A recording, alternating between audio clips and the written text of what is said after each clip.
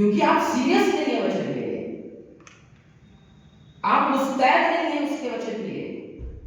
आपके पिता एक हुक्म दे कि जाओ बेटा ये सामान जाके रखो, तो आप तुरंत जाके रख के आएंगे। क्यों? क्योंकि वो आपका बाप है, आपका पिता है, आपकी माँ है।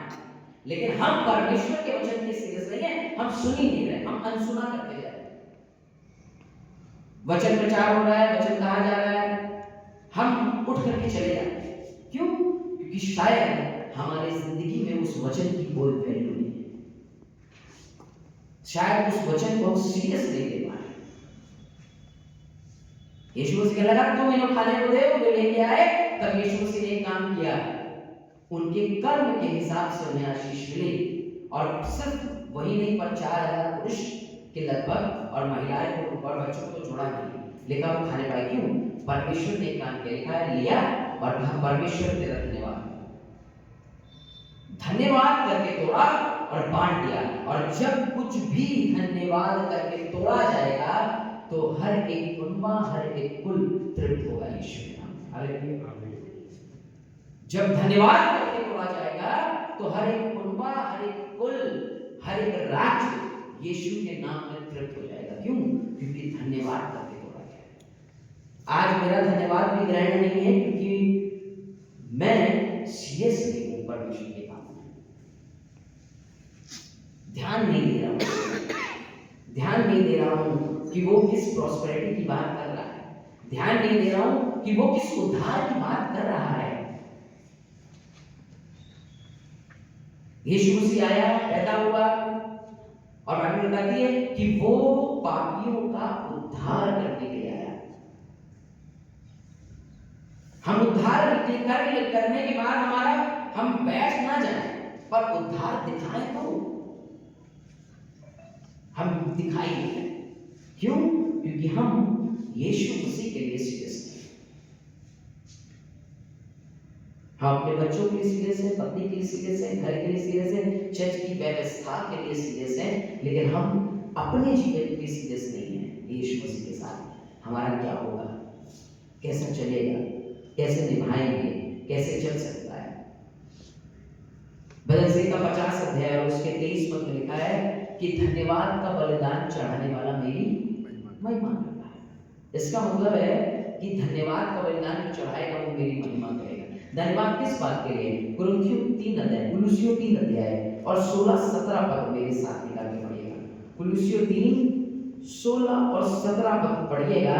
वहां पर परमेश्वर का वचन बहुत क्लियरली बात कर रहा है, और क्या कह रहा है सुनिएगा। कुलुसियों 3 उसका 16 और 17, कोई भी जिसे भी मिल जाए वो पढ़े, बैठे बैठे पढ़े। मसीह के वचन को अपने हृदय में अधिकाई से बसने दो। कहने लगा मसीह के वचन को अपने हृदय में अधिकाई से बसने दो, और सिद्ध ज्ञान सहित एक दूसरे को सिखाओ और चिताओ। कहने लगा और सिद्ध ज्ञान सहित एक दूसरे को चिताओ और सिखाओ।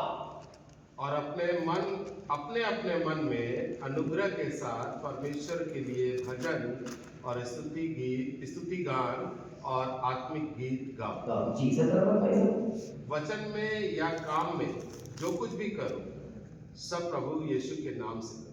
बस कहने लगा उसके बाद मसीह को अपने जीवन में अधिकाई से बसने दो। उसका वचन जो है तुम्हारे अंदर अधिकाई से बसे। और फिर कहने लगा कि सिर्फ बसे ही नहीं, पर बसने के बाद वो रिफॉर्म, बसने के बाद वो प्रभाव दिखाए। क्या प्रभाव दिखाए? सिखाओ और चिताओ। सिर्फ तुम्हारे अंदर बस ना जाए, पर कहने लगा कि उसको सिखाओ और चिताओ। और फिर कहने लगा और अपने अपने मन में अनुग्रह के साथ परमेश्वर के लिए स्तुति गीत गाओ। सिखाना है, चिताना है, और फिर उसके बाद मिलकर के स्तुति गीत गाना है। और फिर 17वां पद कहने लगा कि वचन में या काम में जो कुछ भी करो, जो वचन में और काम में, जो भी तुम अपने घर का काम करते हो, चर्च का काम करते हो, व्यक्तिगत काम करते हो, तुम्हारे पर्सनली वचन है, तुम्हारे बाइबल के वचन है, तुम जो कह रहे हो, कर रहे हो, सब कुछ करो, सब कुछ प्रभु परमेश्वर के लिए करो और उसको धन्यवाद दो। सब कुछ करने के बाद, काम, मेहनत, सब कुछ करने के बाद उस परमेश्वर को धन्यवाद देना शुरू। मेन रीजन ये है कि हम धन्यवाद दे ही नहीं पा रहे, हम धन्यवाद दे नहीं पा रहे क्योंकि हमारा मन उस तक लगा ही नहीं है, हमारे अंदर बस ही नहीं पा रहा है, इसलिए हम सिखा भी नहीं पा रहे, चिता भी नहीं पा रहे, और इसलिए चीजें खराब हो रही है, नियंत्रण में नहीं है। और इसीलिए हमारा वो धन्यवाद धूप सुगंध जैसा उसको भा नहीं रहा है। प्रकाशित वाक्य में क्या लिखा है? 7 अध्याय 9-17 प्रणाम में, ये हम सबको बहुत जुबानी याद है और इसी को क्लेम करके कहते हैं हम जाएंगे, लेकिन वहां ये नहीं कह रहा है कि तुम जाओगे, वहां वही जाएगा जो उसके वचन को अधिकाई से बसने देगा और धन्यवाद का बलिदान चढ़ाएगा। जब हिस्सा शुरू होता है वहां लिखा है कि वो जय जयकार कर रहे हैं उद्धार की चट्टान का, वो उस उद्धार की महिमा कर रहे हैं। 9 पद से शुरू होता है, लिखा है वो लोग जो है श्वेत वस्त्र पहने हैं, जो मेमने के लहू से शुद्ध किए हैं, वो लोग सबसे पहला काम क्या कर रहे हैं? जय जयकार और धन्यवाद दे रहे हैं। और इसलिए जो पुरानी है वो बात कर रही है, कौन है भाई? पहले तो हम ही करते थे, अब ये कौन आया नया? पुरानियों ने क्वेश्चन किया है वहां पर स्वर्गदूतों से और लोगों से, ये कौन है जो उद्धार के चट्टान का जय जयकार कर रहे हैं, कौन है? तब स्वर्गदूत ने, लोगों ने ये कहा कि ये वो है जो मेमने के लहू से शुद्ध किए गए हैं। मतलब मेरा धन्यवाद, मेरा बलिदान चढ़ाना उसको, वही मुझे उस तक पहुंचा सकता है, नहीं तो मैं रुक जाऊंगा। पूरे साल हम आराधना करते हैं, पूरे साल हम महिमा करते हैं, तारीफ करते हैं, कभी कोई बात बता दे कि हम ये कहते हैं प्रभु आज हम आराधना कर रहे थे, अच्छा लगा, लेकिन थोड़ी देर बाद जब हम घर जाते हैं ना, हम सब कुछ भूल जाते हैं, सब कुछ बढ़िया पहले हो जाता है। बहुत से तो चर्च में हो जाता है ना, गेट बांधते ही काम खत्म हो जाता है। बड़ा इफेक्टिव था, बड़ा अच्छा था, डाला खट्टे परमेश्वर ने डाला, सिखाया, चिताया, अधिकाई से फंस गया, हो गया, 1 सेकंड नहीं लगा, वो बात शैतान चुरा ले, वो किसी का कह देना, वो किसी का बोल देना, वो आया फट से चुरा गया, फिर श्वेत वस्त्र और मटमैला वस्त्र सब बांट गया, खत्म, कुछ नहीं हमको फर्क पड़ा। और फिर हम अपना ही वस्त्र मटमैला करके चले गए, ऐसा गंदा करके आए थे, प्रभु ने साफ किया, नया किया, अब हम चमकने लगे, और जैसे ही कुछ थोड़ी देर बाद पता नहीं क्या हो गया, और फिर से हमारा वस्त्र मटमैला हो गया, फिर खराब हो गया। जब हम घर गए तो वही वाला लेके गए जो पहन के आए। क्यों? क्योंकि हमने सीरियसली लिया यीशु से,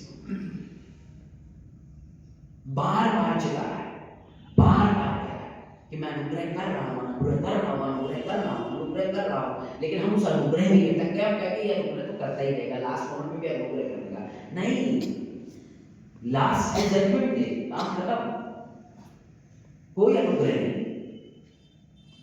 यही अनुग्रह है कि वो मुझे रोज की सुबह दिखा रहा है। हमको थैंकफुल होना चाहिए कि प्रभु धन्यवाद, पूरे साल परमेश्वर आपका अनुग्रह मुझ पर, हम सब पर बना है। धन्यवाद यीशु, धन्यवाद परमेश्वर, खाने को अन्न दिया है, धन्यवाद प्रभु पहनने को कपड़े दिए हैं, धन्यवाद प्रभु ऐसे बच्चे दिए हैं, ऐसे माँ बाप दिए हैं, ऐसा परिवार दिया है जो हम पर हमारे साथ रहता है। धन्यवाद प्रभु, आपने हर वो छोटी से छोटी जरूरत को हमें पूरा किया है, प्रभु दिल से आपका thank you Jesus, thank you Holi spirit. हम जितने लोग शुक्रगुजारी कर रहे हैं परमेश्वर, हम क्षमा प्रार्थी हैं प्रभु आपसे, और आपसे क्षमा मांगते हैं प्रभु कि हम आपका धन्यवाद बीते दिनों में नहीं कर पाए परमेश्वर। आपने जो बड़े बड़े काम किए, हम आपको धन्य नहीं कह पाए परमेश्वर, हमें सबको माफ कर दो। और प्रभु आज जब हम आपके धन्यवाद के उस महिमा को गा रहे हैं प्रभु, तो चाहते हैं हमारे लिए धन्यवाद करना आपको सुगंध जैसा भाए और आप हमारे इस धन्यवाद को ग्रहण करने प्रभु। Thank you Jesus. आज हम इस भारतवर्ष के इस इलाहाबाद शहर में इस इंदौर चर्च में बैठ करके हम सब आपको धन्यवाद देते हैं। धन्यवाद, अपना अनुग्रह करें, आशीष दे और अपनी महिमा आदर महिमा आपको देते प्रार्थना यीशु मसीह